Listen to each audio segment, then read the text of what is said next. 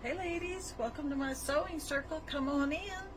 How are you all doing today? It's another beautiful muggy day in Kentucky. And today we are on sewing lesson number 8 as we prepare your sewing room to get ready for your first project. Today I want to teach you the difference between pressing and ironing and the reason for pressing and ironing. As you can see right here, I have a piece of fabric that has creases in them, and I want to get those creases out. When you iron creases, it's called ironing. And I use Linen Fresh fabric cleaner. You can get this at Walmart. I actually like it better than using iron or any of the other stuff that they sell for ironing. And then you just put the iron down. It is hot. I have it on the hottest setting, which is for cotton. Make sure your iron is set to the proper, wherever it is. Oh, here's the dial. See, it says cotton on it. Not sure if you can read it. But whatever your dial says, just adjust it to whatever style of fabric you're working on. So, your iron, you smooth it back and forth. And it'll take those creases out. And it gets nice and hot. You want to make sure you have an ironing board. Do not iron on your self-healing mat. It will wrinkle it and it will melt it. Ask me how I know. Because I put a piece of cloth on it and thought that would be enough. It was not. So don't you do it. Learn from my mistakes. This is ironing, where you slide your iron over the product. This is what you call ironing. We do this a lot. In between your sewing stages, when you sew fabric together, you're either ironing or pressing. And it smells so good. This has such a beautiful scent. Some of my students, I'm going to say something. One of my students loved it so much, she started using it. She was a child. She started using it as perfume. Her mother quickly had her not do that, but I thought that was kind of cute that she liked it so much. Alright, the next thing I'm going to teach you is how to press. Alright, this is one of my students' project. And to press, you open up the seams where you just sewed two items together. So you open the seam like that. Can you see that? Where you flatten them both sides over. Now there's a difference between pressing and ironing. What we did a moment ago was ironing. Now we're going to press. You lay the iron on those two pieces of fabric that we just laid flat. Notice I'm not moving my iron back and forth. It's just laying there. I've put some pressure on it. That's called pressing. The reason you press instead of iron, when you iron, it has a tendency to stretch your fabric, to distort it, especially if it's not cotton. This will keep your blocks from being distorted. So you just go along and press it. That's called pressing. It's very important. I know it's very hard to do, and you want it so bad to slide that iron. Okay. Ouch. It is hot. But can you see what I've done here? I'll hold it up to the camera here in a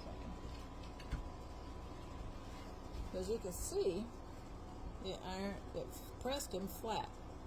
This one I made a mistake, so I got to redo that one.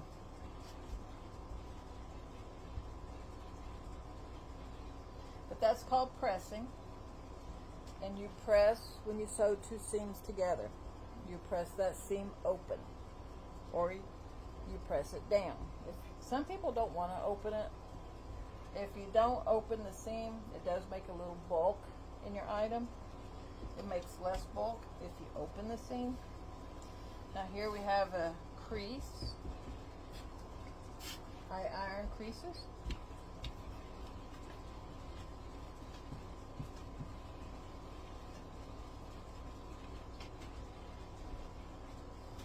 Now this is a whole project. You don't normally wait until you get everything sewed together. You do it block per block, row by row. This one is one of my students' project, and I'm just doing it for this student. They'll thank me for it when they come to class. So this is pressing. It's very, very easy.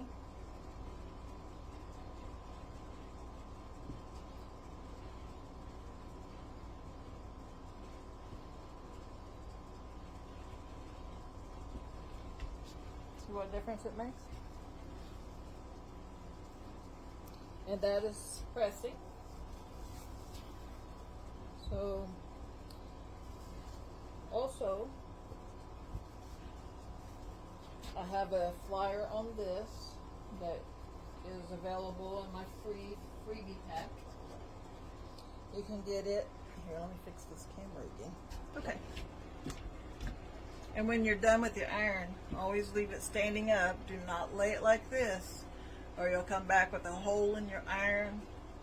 If you're not lucky, you'll have a fire in your house. So always leave it standing up. Plug it or turn it off if you have the ability to turn it off.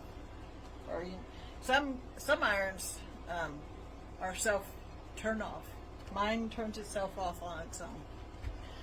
But you can get this flyer. It's part of the freebie pack, which you can get down below. There's a link down below. And it'll take you to my website. And all you gotta do is send me your email, and you get these for free. And there's 15 of them, and they have beautiful images like this and lots of detail that you can follow along. It's handy to keep nearby your sewing machine. And I printed it out at the library in cardstock, and then I had them laminate it to make it permanent. It's really nice. My book is also available. You can get it in the Kindle version or the not hardback. It's a workbook. It's softback. It's 8.5 by 11, just like a regular sheet of paper. And it goes along with the series that I'm teaching. The series is 15 videos. This is video 8. So if you've missed the rest, you can go back. They're labeled. They're in my playlist. So, and I'm releasing 3 a day, so you can binge watch them as they come out. And let's see, the name of my book is Donna's Sewing Circle, and it has the 1950s emblems on them, so you can't miss it. It's a beautiful book, and it has full page illustrations in it, 15 of them I believe, that you can cut out, frame, and hang in your sewing room. It's really pretty. Let's see, what else? I think that's all for pressing and ironing. If y'all have any questions, anything you want me to go over, please comment below, and I will gladly answer it. And let me know what state you're watching from. All my students are either from Kentucky or Indiana, so I'd be interested to see how far of a reach my videos have. So, God bless, and I will see you next time in lesson number 9.